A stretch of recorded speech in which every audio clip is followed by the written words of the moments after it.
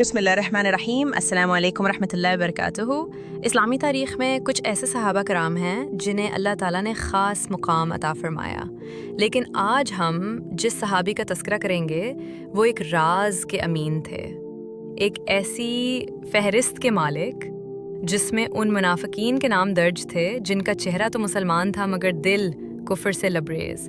یہ ہیں حضرت حذیفہ بن یمان رضی اللہ عنہ۔ حضرت حذیفہ بن یمان ایک بہادر اور سمجھدار صحابی تھے۔ ان کے والد یمان اور والدہ دونوں نے اسلام قبول کیا۔ ابتدا میں انہوں نے مدینہ کے باہر زندگی گزاری، مگر دل ہمیشہ رسول اللہ علیہ وسلم کے قریب رہا۔ ایک دن وہ رسول اللہ کی خدمت میں حاضر ہوئے اور کہا، یا رسول اللہ، ہر کوئی آپ سے خیر کے بارے میں سوال کرتا ہے، مگر میں شر کے بارے میں پوچھتا ہوں تاکہ اس سے بچ سکوں۔ یہ ان کے شعور اور بصیرت کی دلیل تھی۔ آپ علیہ السلام نے ان سے خوش ہو کر فرمایا، حذیفہ تم اہل بصیرت ہو۔ اور پھر ایک دن ایسا آیا کہ رسول اللہ نے انہیں ایک ایسی فہرست تھما دی جس میں مدینہ کے منافقین کے نام تھے۔ یہ ایک ایسا راز تھا جو صرف حذیفہ رضی اللہ عنہ کے پاس تھا۔ غزوہ خندق کا وقت تھا، سخت سردی، بھوک، خوف۔ مسلمان مدینہ کا دفاع کر رہے تھے اور دشمن خندق کے اس پار جمع تھے۔ رسول اللہ نے فرمایا، کون ہے جو دشمن کے لشکر میں جائے اور خبر لا کر آئے؟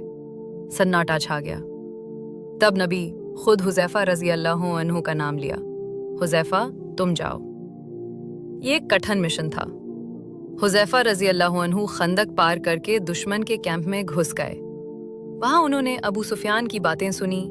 ایک موقع ایسا آیا کہ وہ چاہیں تو دشمن کے سردار کو قتل کر سکتے تھے، لیکن رسول اللہ کا حکم تھا صرف خبر لانی ہے، قتل نہیں کرنا۔ انہوں نے صبر کیا اور خاموشی سے واپس آ گئے۔ یہ رازداری اور اطاعت کی انتہا تھی۔ جب یہ بات عام ہوئی کہ حضرت حذیفہ کے پاس منافقین کی فہرست ہے تو لوگ حیران رہ گئے۔ حضرت عمر بن خطاب رضی اللہ عنہ جیسے جلیل القدر صحابی بھی ان سے پوچھتے، کیا میں ان میں سے تو نہیں؟ لیکن حذیفہ رضی اللہ عنہ نہ ہاں کہتے نہ صرف خاموش رہتے۔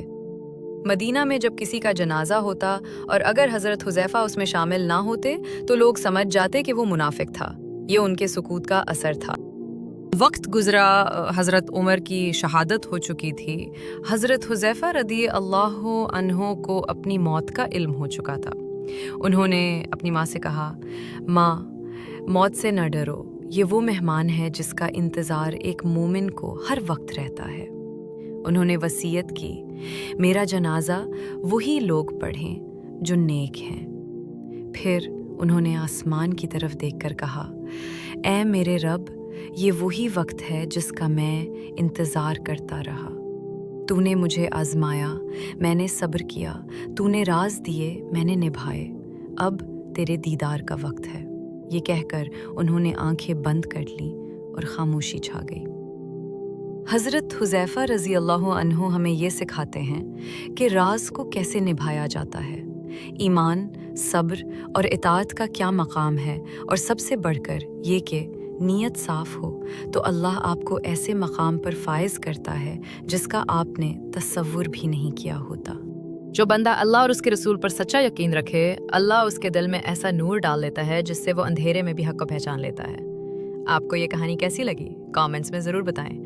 ایسی ہی اور واقعات کے لیے روحانی قصے کو سبسکرائب کریں۔ اللہ ہمیں بھی رازداری، ایمانداری اور وفاداری کا سبق سکھائے۔ آمین۔